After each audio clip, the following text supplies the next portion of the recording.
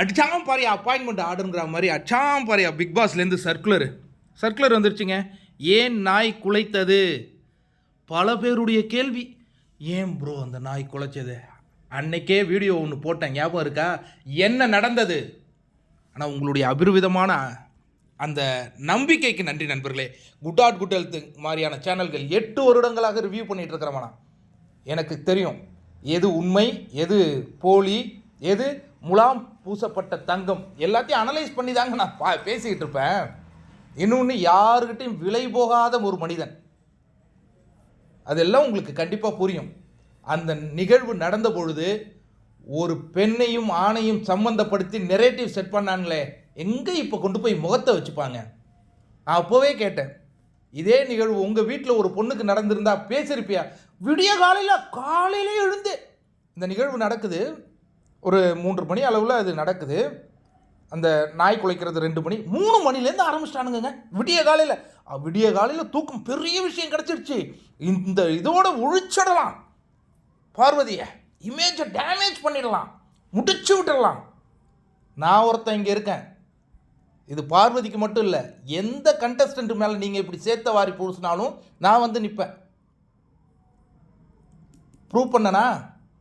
Investigation journalist மாதிரி நான் எல்லா வீடியோவும் தொடர்ந்து பார்த்து உங்களுக்கு வந்து வீடியோ போட்டேன்னா அங்கே எந்த வித தவறும் நடக்கலை. அதுக்குள்ளே எப்படிடா அந்த மாதிரி வக்கரத்தோடு நீங்கள் சோஷியல் மீடியாவில் பரப்புனீங்க? அப்போ தான் நான் கேட்டேன், யாருக்கிட்ட விலை போனீங்க? யார் சொல்லி இதை பரப்புனீங்க? ஒரு ரசிகர் மனநிலையிலேருந்து அது நடந்திருக்காது. அப்போ இதுக்கான அஜந்தா என்ன கேட்டனா? அடிச்சாரு பாருங்க பிக் பாஸ் சர்க்குலர். எதற்காக நாய் குலைத்ததுங்கிறத ரொம்ப தெல்ல தெளிவாக சர்க்குலர் அடிச்சிருக்காரு. வினோத் எல்லாருக்கிட்டையும் படித்து காட்டுறார். என்னென்னு படித்து காட்டுறார்?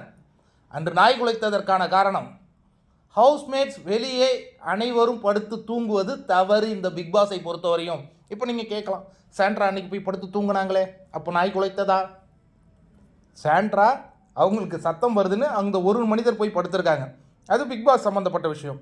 நீங்கள் ஒட்டு மொத்தமாக போய் வெளில படுப்பீங்க, அதை அவர் பார்த்து, ஏன்னா அது ஒரு நாள் அவர் அலோவ் பண்ணுறாருன்னு வச்சிங்களேன். இந்த பேட்டனை டெய்லியே கொண்டு போய் நீங்கள் வெளில படுத்துட்டு இருப்பீங்க. அது வந்து நியதி இல்லையா? அதில் அந்த குறைக்கப்பட்ட நாய் சவுண்டு எதற்காகனா, இவங்களுக்கு கொடுக்கப்பட்ட வார்னிங். நீங்கள் உள்ளே வந்து சரி ஜாலியாக வைப் பண்ணிட்டீங்க, சந்தோஷமாக இருந்துங்க, உள்ளே வாங்கன்னு கொடுக்கப்பட்ட வார்னிங். அந்த ஒரு நாய் சவுண்டை வச்சு எழுதுனானுங்க பாருங்க. இங்கே எத்தனை திரைக்கதைகள் எழுதுனானுங்க. முகத்திரையை கிழிச்சு எடுத்தன. ஒன்னே சொன்னீங்களே சிலர், நீங்கள் பார்வதியின் பிஆர், நீங்கள் பார்வதி கிட்ட இது பண்ணிட்டீங்க. நான் பார்வதிக்கு இல்லை, எந்த பொண்ணுனாலும் நான் நின்று கேட்பேன். எவ்வளவு அசிங்கப்படுத்திட்டீங்களே.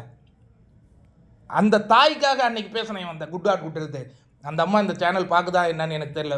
உங்கள் பொண்ணுக்காக அன்றைக்கி பேசணுமானா, சம்மந்தப்பட்ட பையனுக்காகவும் பேசினேன். அக்கா, கமருதீனோட அக்கா, தெரிஞ்சுங்க, அவ்வளோ ஈஸியாக சேர்த்த வாரி பூசியிருக்காங்க. அவங்கெல்லாம் வந்து மனம் திருந்துறாங்களான்னு நம்ம பார்ப்போம். எவ்வளவு கஷ்டப்பட்டு உண்மையை எடுத்துன்னு வந்து நம்ம சொல்கிறதுக்குள்ளே அப்பப்பப்பா நியாயத்துக்காக என்றைக்கு நிற்பாங்க. அது பிக் பாஸ் எனக்கு கொடுத்த சர்டிஃபிகேட் மாதிரி இதை பார்க்குறேன். டேய் விக்ரம், நீ பிக் பாஸுக்கு ஒரிஜினல் ஆள் இல்லை, இந்த குட் ஆட் குட் ஹெல்த் ஒரிஜினலான ஆள். நிறுவனம் ஆச்சு பார்த்தியா? ஏன் குலைத்தது நாய்? அந்த சவுண்டுக்கு பின்னாடி அவ்வளவு கதைகள் கட்டினீங்களே. உங்களுடைய நோக்கம் என்ன? ஒருத்தவங்களை அவமானப்படுத்தி அதில் என்னடா சுகம் காண போகிறீங்க? இப்போ எங்கே கொண்டு போய் வச்சுப்பீங்க உங்கள் முகத்தை? அன்பு நண்பர்களே, என்னை நம்பி அந்த வீடியோ பார்த்து நீங்கள் கொடுத்த அன்புக்கு கண்டிப்பாக நன்றி. ஏன்னா அது ஒரு ஹோப் இருந்தால் தான் நீங்கள் அவ்வளோ பேர் பார்த்துருப்பீங்க.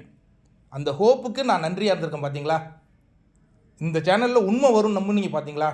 நிறைய நண்பர்கள் அதில் கமெண்ட்டில் சொல்லியிருந்தாங்க, இப்போ தான் எனக்கு நிம்மதியாக இருக்குது அப்படின்ட்டு. அந்த நிம்மதிக்கு என்றைக்குமே நான் துணையாக நிற்பேன் நண்பர்களே.